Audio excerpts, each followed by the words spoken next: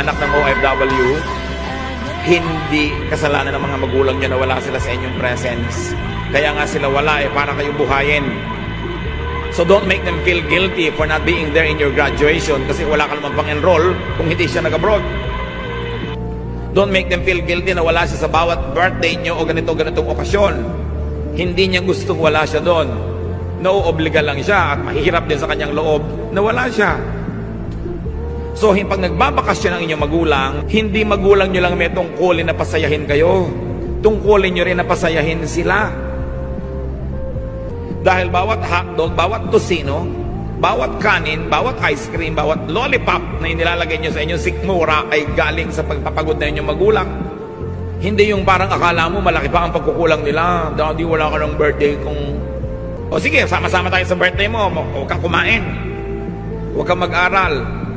Akala naman ng mga pamilya nasa magulang na lang lagi yung burden Samantalang yung tatay nyo, nag-iisa abroad, siya ang naglalaba, siya ang namamalansya, siya ang nagluluto, siya ang kakain, siya maghuhugas ng plato.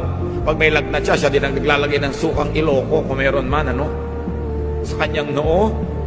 At lahat ng pera ay pinapadala sa inyo, pero wala siyang alaga ng asawa, walang alaga ng anak. Tapos pag uwi, siya pa ang manunuyo, parang mali hata yun. Siyempre, mga nanay naman, dapat at yung kakain kayo ng inihaw na bangus, may picture yung tatay doon sa table.